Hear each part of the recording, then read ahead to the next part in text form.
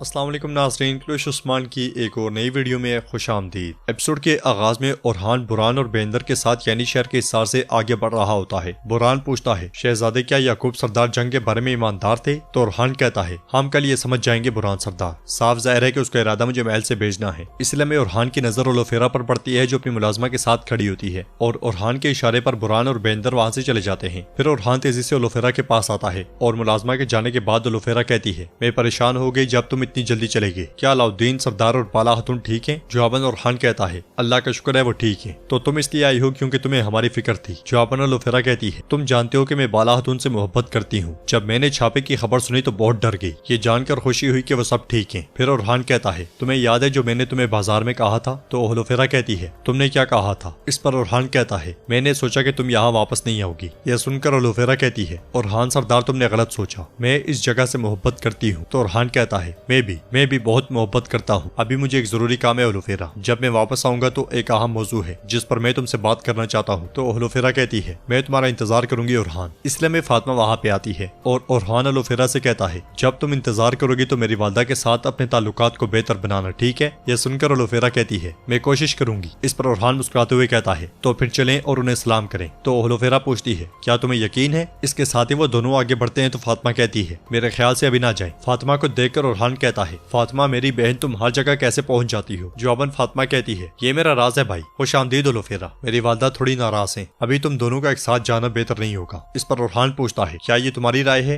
यह सुनकर फातिमा ओरहान को जवाब देने के बजाय ओलोफेरा से कहती है, आओ ओलोफेरा, मैं तुम्हें अपने कमरे में ले चलूं। ये कहते साथ ही वो ओलोफेरा को लेकर चली जाती है। बाहर सहन में मेहमत वैश्यू से कह रहा होता है, दरमियान से तुम्हारी वफादारी को आजमाने का वक्त आ गया है। तो वैश्य कहता है, ठीक है, लेकिन मेहमत सरदार आप किसकी बात कर रहे हैं? जवाबन मेहमत कहता है, आज तक का तुम्हारा सबसे अहम फरीजा तुम्हारा मुंतजिर है। अगर तुम इसमें कामयाब हो गए तो इतने अमीर हो जाओगे और इतना सोना कमाओगे कि फिर कहीं भी छापा मारना नहीं चाहोगे। यह सुनकर दूसरा वैश्य कहता है, तुम्हारी इस बात ने हमारी भूख मिटा दी है, इंतजार किए बगैर बोले मेहमत सरदार। तो मेहमत कहता है, तुम ओरहान को मार डालोगे। यह सुनकर वैश्य चौंक जाते हैं और एक वैश्य पूछता है, हम ये कैसे करेंगे मेहमत सरदार? उस्मान सरदार? तो मेहमत उसकी बात काटते हुए कहता है, कल तुम ओरहान के साथ कुफार के जाल में होगे। ओरहान हमले में दाखिल होगा। उधर खुफिया कमरे में तसालियोस उस्ताद गवेरा से कहता है, उस्ताद गवेरा, ये कमांडर वेस्लिस की तरफ से। ये कहते साथ ही वो एक खत उस्ताद गवेरा को दे देता है। खत में लिखा होता है, ओरहान और मेहमत कल अपनी फौजों के साथ रास्ते पर निकलेंगे, वो कैस्टल किले पर हमला करेंगे। ये पढ़ने के बाद उस्ताद गवेरा कहता है, थॉम्स कैस्टल के तकफुर को पैगाम भेजो, उसे कह दो कि अपनी फौज के साथ कल उस मुकाम पर आए जहाँ मैं उसे बताऊंगा, और तसालियोस तुम वेस्लिस को पैगाम भेजो। नाज़रीन, उधर हम देखते हैं कि अगले दिन उस्मान साहब के जांबाजों ने मंगोलों का लिबास पहना होता है और लड़ाई में जिंदा बच जाने वाले मंगोल सिपाही भी उनके साथ होते हैं। आइकुत कहता है, इन्हें देखे सरदार, ये ऐसे खौफजदा है जैसे कुर्बानी की बारी के इंतजार में हो। यह सुनकर उस्मान साहब मंगोल सिपाहियों से कहते हैं, मेरी तरफ देखो, अगर तुम नहीं चाहते कि तुम्हारा हाल भी ऐसा हो तो अपने फरीजे को बखूबी निभाओगे। मैं तुमसे बात कर रहा हूँ, मेरी तरफ देखो। इस पर तुरान एक मंगोल सिपाही को दबोचते हुए कहता है, अगर ऐसा नहीं करते तो इनकी हालत बहुत पहले खराब हो जाएगी सरदार। तो उस्मान साहब कहते हैं, ऐसा ही है, चलो इन्हें ले जाओ। इसके साथ ही वो सब घोड़ागाड़ी पर सवार होकर वहाँ से रवाना हो जाते हैं। जाते जाते उस्मान साहब के सिपाही खुद को मुकम्मल तौर पर ढांप लेते हैं। इधर यानी शहर में एक सिपाही भागता भागता महल के दरवाजे पर पहुंचता है तो सरदार याकूब का सिपाही उससे पूछता है, मालूमात किसके लिए है? जवाबन वो सिपाही कहता है, ओरहान सरदार के लिए। इसके साथ ही वेस्लिस वहाँ पे पहुंचता है और कहता है, आओ भाई, मैं तुम्हें ओरहान सरदार के पास ले चलूं। मगर सरदार याकूब का सिपाही उस सिपाही से फरमान ले लेता है। ये देखकर वेस्लिस कहता है, ये मालूमात ओरहान सरदार के लिए है। जवाबन सरदार याकूब का सिपाही कहता है, मालूमात वहाँ पहुंच जाएंगी, चलो जाओ यहाँ से। ये सुनते साथ ही वो दोनों चले जाते हैं और सरदार याकूब का सिपाही खत खोलकर पढ़ता है। इस लम्हे एक तरफ से ओरहान अपने सिपाहियों के साथ जबकि दूसरी तरफ से मेहमत भी अपने सिपाहियों के साथ वहाँ पहुँचता है। देखते ही देखते सरदार याकूब भी वहाँ पहुँच जाता है और सिपाही वो खत सरदार याकूब के हवाले कर देता है, जिसे पढ़ने के बाद सरदार याकूब आगे बढ़ते हुए कहता है, अल्लाह का शुक्र है कि इस तरह की अहम मालूमात की बदौलत हम उदास नहीं होंगे। तकफुर की फौज ने कैस्टल के करीब कैंप लगा दिया। अल्लाह का शुक्र है कि हम उन पर हमला करने की ताकत रखते हैं। सदरान फतवाहात करें और कैस्टल किला ले लें और उनके सरों पर कैंप को मस्मार कर दें। फिर अपनी तलवार लहराते हुए कहता है, इस्लाम की तलवार से कुफार के कैंप को कुचल दें। इसके साथ ही वो सब अल्लाहु अकबर के नारे बुलंद करते हैं, जबकि वेस्ले से एक तरफ जाकर कबूतर के पाँव के साथ खबर बांध कर उसे उड़ा देता है और कहता है, कैस्टल तुम्हारा शानदार इस्तकबाल करेगा। इधर सरदार याकूब कहता है, सबको दिखा दो मेरे बहादुरों। इसके साथ ही वो सब रवाना होने के लिए घोड़ों की जानिब बढ़ जाते हैं। इसलिए में ओलोफेरा वहाँ पे आकर ओरहान की जानिब देखने लग जाती है और उसकी आंखें भर आती हैं। ओरहान भी उसे इशारा करता हुआ वहाँ से चला जाता है। उनके जाने के बाद नन्ना जेरकुतई भागते भागते कहता है, रुको रुको,